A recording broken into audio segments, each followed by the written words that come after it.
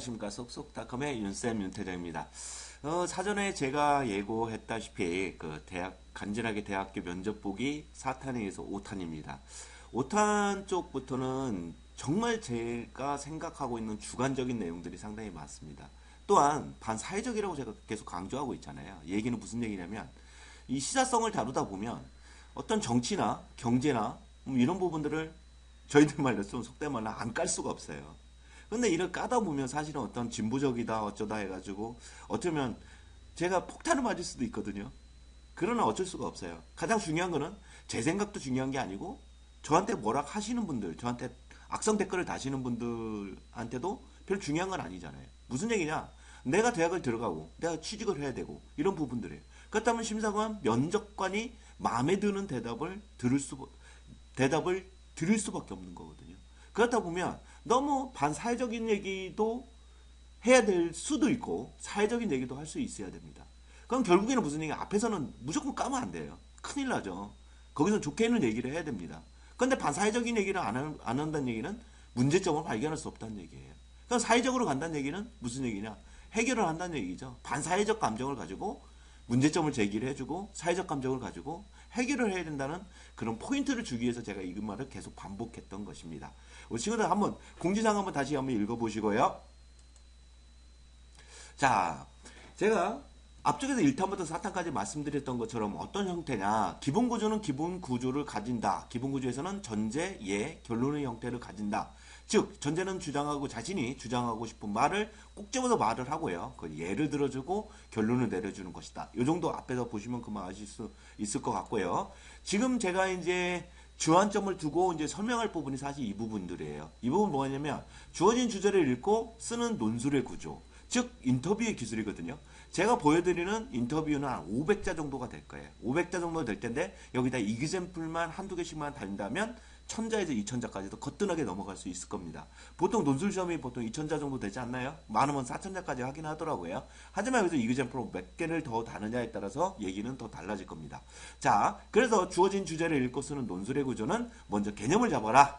이 주제를 딱 읽자마자 이 사람이 질문을 했을 때 이 주제는 바로 이런 얘기를 하는 것이다 라고 얘기를 해야 됩니다. 그 다음에 반사회적 감정을 가지고 이 주제에서는 실제로 말하고 있는 패턴은 이런 것들이다. 즉 설명문에서는 이 사람이 말하고 있는 것이 이거다라고 말할 수 있지만 만약에 비교문 논설문이라면 어떤 비평을 크리티시즘을 가져야 되거든요. 비평론을 뭔가를 말을 해줘야 돼요. 그러면 여기서는 발생되는 문제는 이런 것도 있다. 장단점이 있다라고 찍어주실 필요가 있습니다. 그런데 장점이 있다라고 얘기를 하면 거기서 말이 끝나버려요. 그러면 이 인터뷰 토픽을 정하지 않았겠죠? 뭔가 내용이 있어야 되고 뭔가 더 말을 해야 됩니다. 그러다 보니까 문제 해결까지 끌어내릴 수밖에 없어요. 그래서 제가 강의할 내용은요. 지금 보시는 것처럼 이렇게 주제가 정해져 있어요. 지금 몇 개 항목에서는 지금 현재의 상황과는 좀 동떨어진 부분도 있긴 있는데요. 이런 것 같은 이렇게 생각하셔야 돼요. 딱 이 토픽이 전부가 아니다. 여기에 관계되는 유형에 들어가는 것들이 있다.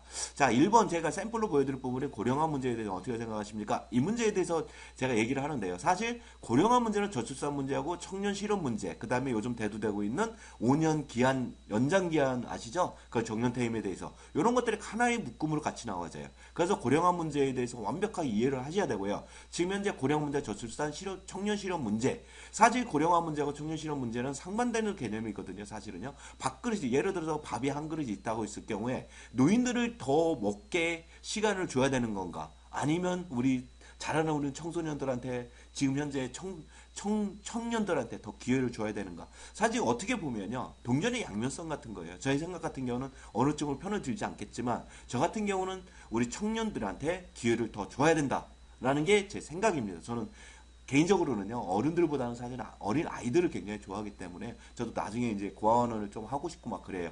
여하튼요, 저는요, 개인적인 생각일 뿐입니다. 저는 청년 실업 문제가 더 심각하다고 저는 생각을 합니다. 여하튼, 결국에는 고령화 문제하고 저출산 문제하고 청년 실업 문제는 현재 우리나라가 갖고 있는 가장 고질적인 문제, 즉 선진국에서 가질 수밖에 없는 가장 고질적인 문제가 되기 때문에 항상 나오는 문제라고 생각을 하시면 됩니다. 그 다음에 부동산 투기 문제는 얼마 전까지만 해도 지금 현재 집값들이 떨어지고 뭐 이런 것들 있잖아요. 그런 문제 돼서 그런 문제점이 왜 부동산 투기 때문에 어떻게 됐고 왜 이런 것들이 발생할 수밖에 없었고 현재 왜 유지를 시켜줘야 되는가 이런 거에 대해서 얘기를 할 수밖에 없는 거고요. 4대간 정비계획은요 이모 대통령 때 추진을 했던 거잖아요. 근데 이거를 이렇게 생각하지 마시고 뒤에 환경 문제인데 환경의 보존과 개발에 대한 이슈화되고 있는 문제구나라고 생각을 하시면 됩니다. 그 다음에 6번 같은 경우는 어느 학교를 가든지 글로벌 리더에 대해서는 상당히 많이 나오고 있죠. 여기서 보면 반기문 총장, 유엔 총장을 포함해서 리더십에 관한 질문들이 상당히 많이 나오고 있습니다. 그래서 이런 것도 단골맨이고요. 그 다음에 세계화에 대해서는 당연한 거죠. 그 다음에 한류열풍, 우리나라 자랑스럽게 생각하는 한류열풍에 대해서 생각을 하셔야 됩니다. 그럼 한류열풍이 지면제 와 좋아 이게 아니라 어떻게 지속적으로 어떻게 끌고 나가야 되는가 이런 문제도 생각을 해보셔야 되고요. 자, 군대 복무기간 이런 것들이 나오게 되면요. 어떤 생각을 해야 되냐면 군대 복무기간은 개인적인 생각에서도 중요하지만 사실 북한 문제하고도 밀접한 연관관계를 가지고 있어요. 여기는 북한의 무력행위, 즉 요즘 핵무기를 많이 개발하고 있잖아요. 그 녀석들이요. 그럼 그런 부분이라 김정은 세습일의 관계야 천안함 사태 같은 경우는 이미 지났지만 그런 사태와 관계돼서 뭔가 이렇게 연관성을 줄 수 있는 연결고리점을 가질 수 있어야 됩니다. 그 다음에 한미 FTA. 이 문제가 참 오래된 문제이지만 사실은 글로벌 쪽하고 세계화 쪽하고 연관이 굉장히 깊은 문장들이에요. 그러면 FTA가 사실 공업 쪽하고 농업 쪽하고 상업 쪽으로 나눠질 수 있는데 상업 쪽은 사실 금융 쪽이잖아요. 사실 따지고 보면요. 그 다음에 공업 쪽을 더 활성화시킬 거냐 농업을 활성화시킬 거냐라는 문제가 심각합니다. 예를 들어서 농업 쪽에서도 가장 문제가 되고 있는 게 사실은 종자 씨앗 계통이거든요. 사실 우리 쪽에서는 관심을 안 갖죠. 씨앗이나 뭐 종자에 대해서. 근데 일본이나 뭐 선진국 같은 경우는 종자 전쟁이라고 할 정도로 그 로얄티가 엄청납니다. 그래서 그런 부분까지 깊이 한번 들어가 볼 필요가 있고요. 그 다음에 이제 좀 문제가 되고 있는 게 사실 돼지예요. 이 돼지가 국산돼지 많이 그러거든요. 사실은 국산돼지가 그 깜장돼지 있잖아요. 그 제주 흑돼지, 뭐 지리산 흑돼지 이런 것만 돼지 쪽에서는 국산이고요. 나머지는 뭐 듀크나 뭐 랜드레이스 뭐 이런 막 종들이 있어요. 그런 것들은 전부 다 영국 지명이에요. 그러면 결국에는 외국에서 종자를 들여와서 영국이나 다른 데에서 곡물을 수입해서 얘한테 먹여요. 그러면 축사를 짓고 뭐 어쩌고저쩌고 해가지고 키웠단 말이에요. 그러면 정말로 이게 국산돼지일까? 결국에는 무슨 얘기냐면 종자도 들여오고 농업 생산물인 옥수수나 밀 같은 거 들여와서 걔를 키워요. 그래놓고 우리나라 거라고 얘기를 합니다. 그럼 걔네들 입장에서 어떻게 바라볼 건가 이런 것도 그냥 상당한 문제가 되고 있고요. 그 다음에 행정고시 노지 폐지 논란에 관해서는 이거는 어떤 자격증에 관한 것들이거든요. 사실 그 예전에는 개천에 용난다라는 말을 많이 썼잖아요. 사실만 뭐 합격하면 그 친구가 뭐 바로 이제 신분 상승을 할 수 있다 뭐 이런 얘기도 많이 했었는데요. 그런 부분들이 어떻게 연관성을 가질 수 있는 건지 즉 어떤 제가 반사회적인 질문 대답 말을 할 수밖에 없네요. 제가 갑자기 더듬거리고 있어요. 사실은요. 자. 그 사실 행정고시나 사법고시 같은 경우는 저같이 이제 저는 이제 충남 대천 보령 사람이에요. 이제 서울에 올라서 열심히 이제 살고는 있지만 참 가진 거 없고 물려받은 거 없고 물려받은 거라고 몸밖에 없잖아요. 그리고 이제 물려받은 거 열심히 이제 공부하는 것밖에 없는데 뭐 그런 것들을 열심히 해가지고 이제 사실은 뭐 이런 걸 하게 되면 사실은 신분 상승을 노리고 사실 공부를 합니다. 물론 뭐 사회적으로 이렇게 뭔가 좀 했으면 뭐 이렇게 공사도 하고 이러면 참 좋겠지만 뭐 힘이 있어야 하지 않겠어요? 뭐 이런 내용들에 관가된 것들입니다. 그럼 결국에는 우리 친구들이 최소한 인터뷰 준비를 할 때 여기는 하나 빠진 거 있어요. 있긴 있는데 그건 나중에 할게요. 그게 뭐냐면요. 뭐 서울시에 뭐 쥐가 몇 마리니 바퀴벌레가 몇 마리니 뭐 학교까지 오는데 직장 생활까지 오는데 뭐 나무가 몇 개 있어 뭐 이따위 질문을 합니다. 사실은요. 그런 질문들은 제가 뒤쪽에서 다시 한번 해볼게요. 근데 걔가 요즘 뭐 많이 뜨는 그 인터뷰 기술이라고 하죠. 제가 뭐 유식한 놈들 하는 얘기는 잘 모르겠고요. 그것도 제가 한번 해보도록 하겠습니다. 자, 직접 이제 실제로 개념을 잡아서 제가 설명을 해볼게요. 자, 우리 친구들 한번 읽어보세요. 여기서 핵심 포인트가 뭐예요? 여기서 가장 어떤 주제를 주게 되면 어떤 글이든 심플 토픽이든 멀티 토픽이든 상관없이 주게 되면 여기에서 핵심 포인트는 과연 무엇일까라고 잡아내는 개념이 가장 중요해요. 이렇게 보면요. 자, 이거는 뭐냐면요. 고령화 문제에 대해서 제가 예문 하나 넣는 거예요. 자, 그 다음에 고령화 문제에 대한 문제점이 뭐냐, 그 다음에 해결 방법은 뭐냐, 이렇게 틀로 잡아줘야 돼요. 한꺼번에 이거를 다 얘기할 수도 있고요. 개념만 얘기를 하면 면접관이 이렇게 물어볼 거예요. 개념이 뭐니? 이렇게. 그게 뭐야? 이렇게 물어보면 개념을 얘기하는 얘기예요. 그런 개념을 얘기해 줍니다. 그럼 가만히 있어요. 그러면 뭐라고 하냐면, 문제점이 뭔데? 이렇게 물어봐요. 그럼 당연히 문제점은 이거라고 얘기를 합니다. 그럼 가만히 있어요. 그럼 해결점이 뭐야? 그럼 이렇게 만들어 가요. 그럼 일단은 가장 중요한 거는 내가 하고 싶은 얘기면 포인트만 정해서 딱딱딱 끊어나가는 거예요. 그럼 면접관이 생각할 때는 이 녀석 봐라라는 생각이 나올 거예요. 말이 길어지면 항상 안 좋아요. 그래서 말은 간단하게. 자, 그러면 제가 이제 내용을 직접 한번 읽어볼게요. 제가 직접 쓴 거고요. 자, 고령화 문제에 대해서 어떻게 생각하십니까? 이렇게 물어봤어요. 그러면 바로 얘기가 들어있죠. 현대사회의 의학 발달로 인해서 노동력을 가진 신체 나이가 늘어남에도 불구하고 취업과 은퇴의 빠른 회전에 따라서 취업을 하고 빠져나가는 사람이 있어야, 예를 들어 취업 자리가 100개밖에 없는데 이 사람들이 계속 갖고 있으면 안 되겠죠. 그러면 이 사람이 예를 들어서 어느 일정 나이가 됐을 때 100개에서 50개 정도 빠져줘야 취업을 50개 정도 할 수 있는 겁니다.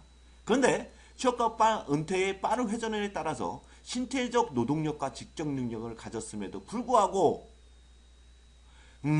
맞아요. 신체적 노동력과, 지금 100세 시대라고 하잖아요. 55세 자르면 어떻게 해요? 나머지 45년 동안 어떻게 살아야 되죠? 여하튼요. 신체적 노동력과 지적 능력을 가졌음에도 불구하고 사회제도상 일을 할 수 없는 장년층, 노인층을 말하는 신조로 알고 있습니다. 다시요.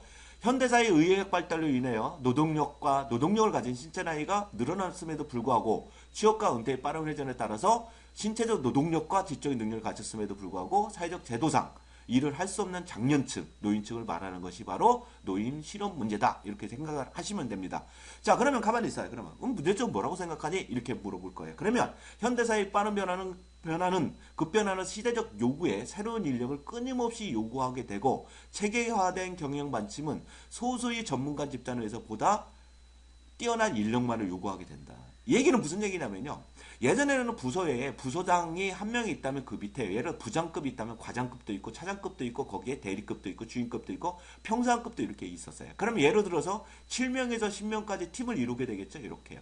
그런데 이게 필요 없다라는 거예요. 이게 부장 하나, 뭐 과장 하나, 그 다음에 대리 하나, 대리 둘, 그 다음 평상은 둘, 아니면 3명 이런 식으로 해서 보통 이제 5에서 7 정도로 축소를 해나갔어요. 이런 것들이 된다는 얘기죠. 그러면 결국에 무슨 이 사람은 필요 없을 수도 있어요. 그럼 결국에는 이게 부장급 자체를 부서장이라고 하지 않고 부서를 몇 개를 통합하는 형태로 갈 수도 있어요.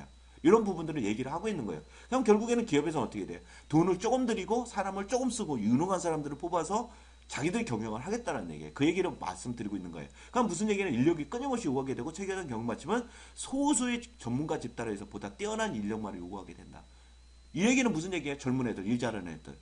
그 다음에 너무 이게 하나의 예전에는 발전해 나가는 회사가 발전하는 형태이기 때문에 사실 커리큘럼이 없었어요. 근데 요즘은요, 워낙 지식이 많이 발달되어 있잖아요. 경영에 관한 이론도 많이 발달되어 있어요.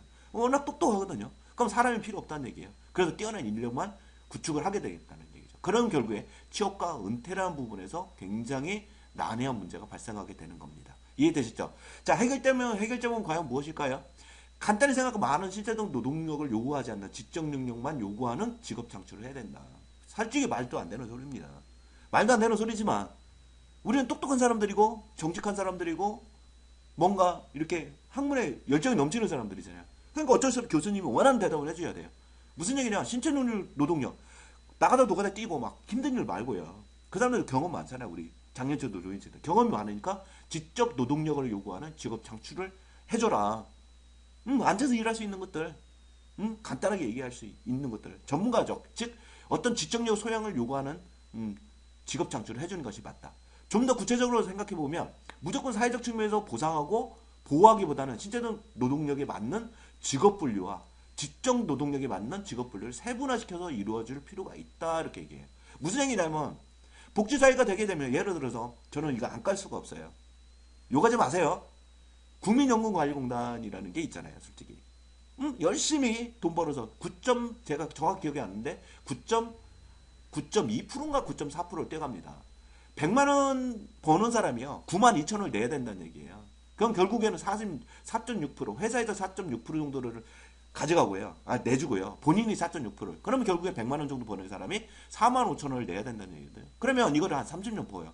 그러면 나이 65세부터 돈을 받습니다. 내가 내서 내가 하는 것처럼 보이죠. 근데 국민연금이 만들어지는 데 또 다른 사람도 있었고 뭐 여하튼 간에요. 결국에는 사회복지가 발달된다는 얘기는 무슨 얘기냐면 이렇게 노인층이 이렇게 형성되어 있다면 지금 현재 이렇게 연금을 많이 내주는 사람들이 많아져야 복지가 점점 더 좋아집니다. 그래야 돈이 많아지거든요. 이렇게.